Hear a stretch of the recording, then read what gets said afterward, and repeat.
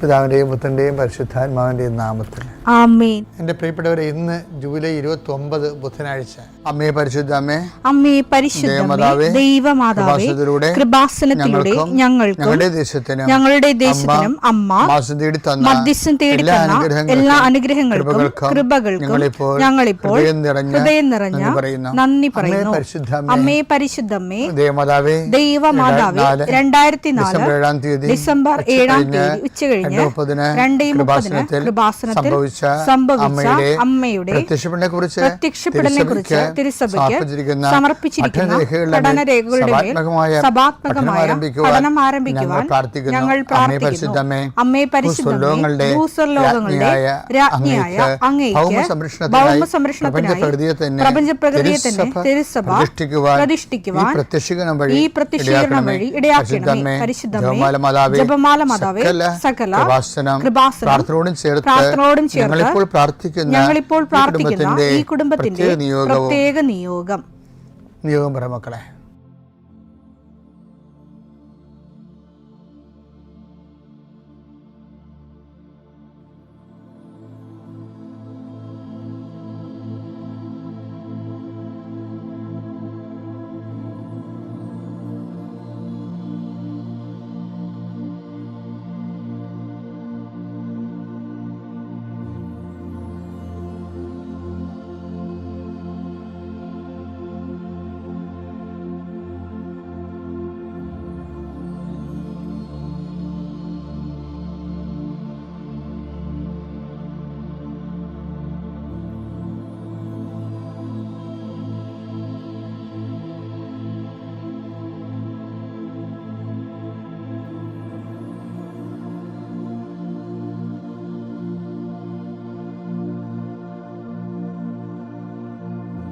അമ്മയുടെ പ്രത്യക്ഷീകരണത്തിന്റെ ഈ അനുഗ്രഹവേളയിൽ ഞങ്ങൾക്ക് സാധിച്ചു തരുവാൻ കനിയണമേ. ആമേൻ. വിശ്വാസ പ്രമാണം.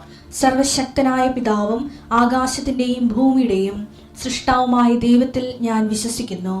അവിടുത്തെ ഏകപുത്രനും ഞങ്ങളുടെ കർത്താവുമായ ഈശോ മിശിഹായിലും ഞാൻ വിശ്വസിക്കുന്നു. ഈ പുത്രൻ പരിശുദ്ധാത്മാവിനാൽ ഗർഭസ്ഥനായി കന്യകാമറിയത്തിൽ നിന്ന് പിറന്ന് പൊന്തിയോസ് പീലാത്തോസിന്റെ കാലത്ത് പീഡകൾ സഹിച്ച് കുരിശിൽ തറയ്ക്കപ്പെട്ട് മരിച്ച് അടക്കപ്പെട്ട് പാതാളങ്ങളിൽ ഇറങ്ങി മരിച്ചവരുടെ ഇടയിൽ നിന്ന് 3-ാം നാൾ ഉയർത്ത് സ്വർഗത്തിലേക്ക് എഴുന്നള്ളി സർവശക്തിയുള്ള പിതാവായ ദൈവത്തിന്റെ വലതുഭാഗത്തിരിക്കുന്നു. അവിടെ നിന്ന് ജീവിക്കുന്നവരെയും മരിച്ചവരെയും വിധിക്കുവാൻ വരുമെന്നും ഞാൻ വിശ്വസിക്കുന്നു.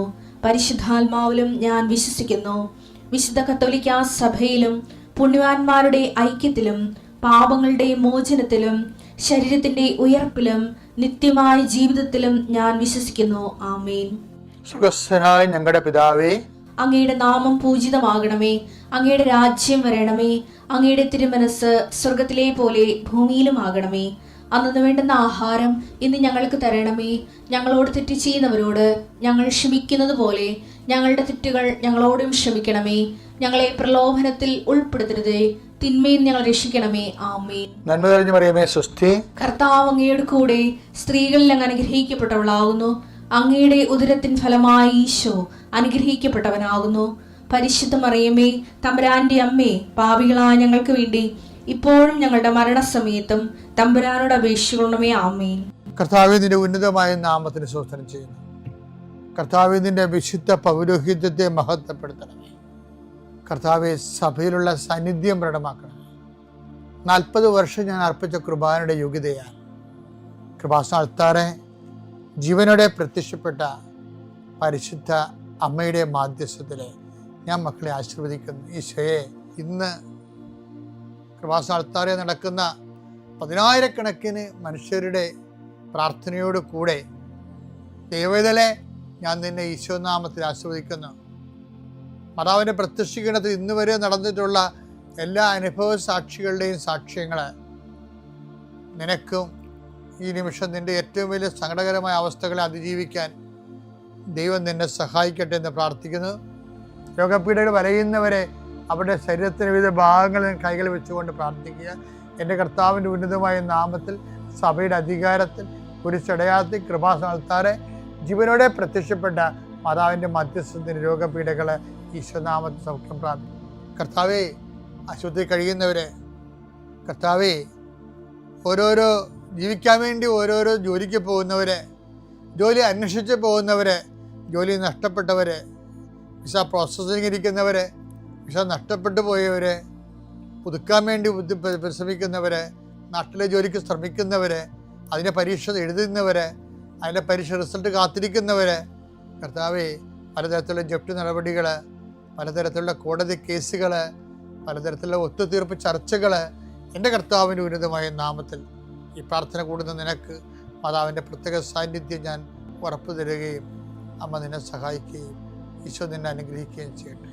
എൻ്റെ പ്രിയപ്പെട്ടവരെ, സിനിമയിലെ ഒരു വൃത്തികെട്ട കഥാപാത്രമുണ്ട്. പക്ഷെ അയാൾക്ക് കൊടുത്തിരിക്കുന്ന പേര് ഈശോ എന്നാണ്. അപ്പം ലോകപോക്രിയാണ് അയാൾ, പക്ഷേ ഈശോ എന്ന പേര്. അപ്പം ഈശോ എന്നുള്ള പേര് ഏറ്റവും പേടിക്കണതും ഏറ്റവും പേടിക്കുന്ന ആൾ പിശാചാണ്. അപ്പം പിശാചിന് എപ്പോഴും ഇങ്ങനെ ഈശോ എന്ന പേര് തനിക്ക് പേടിയായത് കാരണം അത് ഭൂമുഖത്ത് നിന്ന് തേച്ച് മാച്ച് കളയണമെന്നുള്ള ആഗ്രഹമുള്ളതാണ് പിശാച്. അതുകൊണ്ടാണ് ഇതുപോലെ ഈശോയുടെ വിരുദ്ധ ശക്തികളാണ് ഇതുപോലെയുള്ള കാപാലികന്മാർക്ക് ഈശോ എന്ന് പേരിടുന്നത്. ഇത് ഇവരെ കുറ്റം പറഞ്ഞൊരു കാര്യമില്ല. ഉദയംപേർ സൂര്യ ദിവസത്തിന് മുമ്പ് 1599 മുമ്പ് ഇവിടുത്തെ ക്രിസ്ത്യാനികൾക്ക് ഈശോ എന്ന് പേരുണ്ടായിരുന്നു. അതുകൊണ്ട് മെനേസിസ് പിതാവ് പ്രത്യേകിച്ച് എടുത്തു പറഞ്ഞു, ഉദയംപേർ സൂര്യ ദിവസത്തിൻ്റെ കാനോനിൽ വായിക്കും അറിയാം, ആർക്കും ഈശോ എന്ന പേരിടരുത്. നമ്മൾ പോകുന്ന വഴികൾ നമ്മളൊന്ന് ഇടയ്ക്കൊന്ന് ചിന്തിക്കണം എന്നുള്ളതാണ്. ആർക്കും ഈശോ എന്ന് പേരിടരുത് എന്ന് വെച്ചാൽ ആർക്കോ ഇവിടെ പണ്ട് ഈശോ എന്ന് പേരിട്ടിരുന്നെന്നുള്ളതാണ്. അപ്പം നമ്മൾ കാണിച്ചു കൊടുത്ത വഴികളിലൂടെയാണ് ഇന്ന് നമ്മളെ ആൾക്കാർ ആക്രമിക്കുന്നത്. ഞാൻ എന്താ പറഞ്ഞിരുന്നത്, കഴിഞ്ഞ ദിവസങ്ങളിലെ ഒരു മെത്രാനച്ഛന് ഒരു ഹൃദയത്തിൻ്റെ എന്തോ ഒരു അസുഖം ഉണ്ടായിരുന്നു. എനിക്കിങ്ങനെ ഹൃദയത്തിൽ ഒരു ബ്ലോക്ക് പോലെയൊക്കെ തോന്നുന്നുണ്ട്, അച്ഛൻ പ്രാർത്ഥിക്കണം. ഞാൻ പിതാവിനോട് പറഞ്ഞു, പിതാവേ, ഈശോ ഗെത്സേമനിൽ എന്താണ് ചെയ്തത്? യോഹന്നാൻ 12:27-28. ഇപ്പോൾ എൻ്റെ ആത്മാവ് അസ്വസ്ഥമായിരിക്കുന്നു. ഞാൻ എന്തു പറയേണ്ടു? പിതാവേ, ഈ മണിക്കൂറിൽ നിന്ന് എന്നെ രക്ഷിക്കണമേ. അല്ല, ഇതിനു വേണ്ടിയാണല്ലോ ഈ മണിക്കൂറിലേക്ക് ഞാൻ വന്നത്. പിതാവേ, അങ്ങയുടെ നാമത്തെ മഹത്വപ്പെടുത്തണമേ. അപ്പോൾ സ്വർഗത്തിൽ നിന്ന് ഒരു സ്വരമുണ്ടായി, ഞാൻ മഹത്വപ്പെടുത്തിയിരിക്കുന്നു, ഇനിയും മഹത്വപ്പെടുത്തും. ഈശോ ഗെത്സമനെ ചെയ്തത് തൻ്റെ പീഡാനുഭവങ്ങൾ, താൻ ശരീരത്തിൽ അനുഭവിക്കാൻ പോകുന്ന പീഡാനുഭവങ്ങളെ സഭയുടെ വിശുദ്ധീകരണത്തിനായിട്ട് ഈശോ സമർപ്പിച്ചു. അപ്പോൾ ഈശോയുടെ പീഡാനുഭവങ്ങൾ എന്ന് വെച്ച് കഴിഞ്ഞാൽ ഈ കുരിശിൻ്റെ മരണം തുടങ്ങണത് തന്നെ ഈ ഈശോയുടെ ഈ ഗെത്സമനി തൊട്ട് തുടങ്ങുകയാണ്. ഗെത്സമനി തൊട്ട് തന്നെ ഈശോ സമർപ്പിക്കാൻ തുടങ്ങിയെന്നുള്ളതാണ് രസം.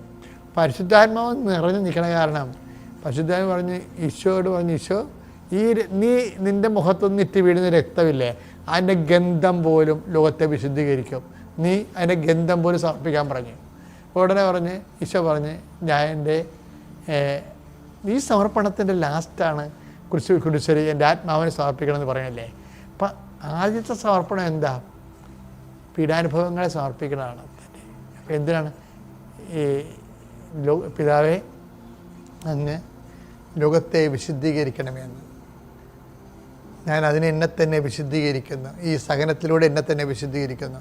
അപ്പോൾ ഞാൻ പിതാവിന് പറഞ്ഞു, പിതാവിൻ്റെ രൂപതയെ പിതാവ് ഈ സഹനം കൊണ്ട് വിശുദ്ധീകരിക്കണം. അപ്പോൾ അതിന് പിതാവിനൊരു അവസ്ഥ ദൈവം തന്നിരിക്കുന്നതാണ്. ഇപ്പോൾ കൃപാസനമൊക്കെ ഇന്ന് നിങ്ങൾ ലോകത്ത്, ഞാൻ കഴിഞ്ഞ ദിവസങ്ങളിൽ ഒരു ഫേസ്ബുക്ക് കണ്ടു, ഇന്ത്യയിൽ ഏറ്റവും കൂടുതൽ മനുഷ്യൻ വന്ന് പ്രാർത്ഥിക്കാനും ആഗ്രഹിക്കാനും ഒരു സങ്കടം വന്ന് പറയാൻ പറ്റിയ ഒരിടമാണെന്ന്. സ്വന്തമായിട്ട് ആൾക്കാരിപ്പോൾ സ്വന്തമായിട്ട് ബ്ലോഗ് ചെയ്യുന്നു, സ്വന്തമായിട്ട് ഫേസ്ബുക്ക് ചെയ്യുന്നു. ഒരു കാലത്ത് അങ്ങനെയൊന്നും അല്ലായിരുന്നല്ലോ, നിങ്ങൾക്കെല്ലാം അറിയാമല്ലോ. അപ്പം അങ്ങനെ വരുമ്പോൾ എൻ്റെ വിഷയം എന്തായാലേ, ഇത് എത്രയോ പേരുടെ സഹനമാണെന്നറിയാമോ ഇന്നത്തെ കൃപാസനം എന്ന് പറയണത്.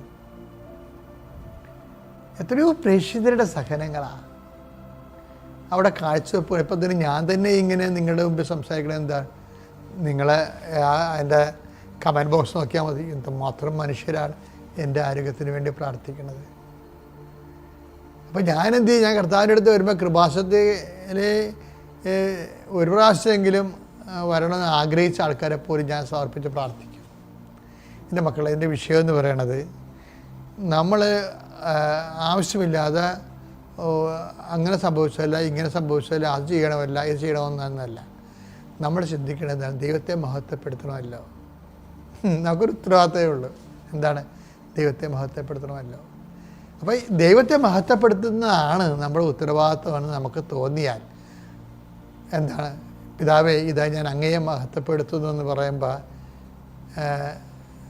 അങ്ങനെ നാമത്തെ മഹത്വപ്പെടുത്തണമെന്ന് പറയുമ്പോൾ, ഇതാ ഞാൻ മഹത്വപ്പെടുത്തുന്നു, ഇനിയും മഹത്വപ്പെടുത്തുന്നു പിതാവ് പറയണില്ലേ. അപ്പം നമ്മൾ ദൈവത്തെ മഹത്വപ്പെടുത്തി വേണ്ടാണ് നമ്മുടെ ജീവിതവും നമ്മുടെ അവസ്ഥകളും എല്ലാം അതിനുവേണ്ടി കാഴ്ചവെക്കുമ്പോൾ ദൈവം നമ്മളെ മഹത്വപ്പെടുത്തും. അത് ദൈവം ചെയ്യേണ്ട കാര്യമാണ്. അത് എന്നെ മഹത്വപ്പെടുത്തണമ്പോൾ എന്നെ മഹത്വപ്പെടുത്തി നമുക്ക് പ്രാർത്ഥിക്കാൻ പറ്റുമോ? അത് പ്രാർത്ഥനയുടെ വിഷയമല്ല. അതുകൊണ്ട് തന്നെ നിൻ്റെ സഹനങ്ങൾ പ്രാർത്ഥനയുടെ വിഷയമാകുന്നതിനേക്കാളുപരി ദൈവത്തെ മഹത്വപ്പെടുത്താനുള്ള വിഷയങ്ങളാണ്. ഞാൻ അവസാനം പറഞ്ഞത് മൈൻഡ് ഇറ്റ്. പിതാവിൻ്റെയും പുത്രൻ്റെയും പരിശുദ്ധാത്മാവിൻ്റെയും നാമം.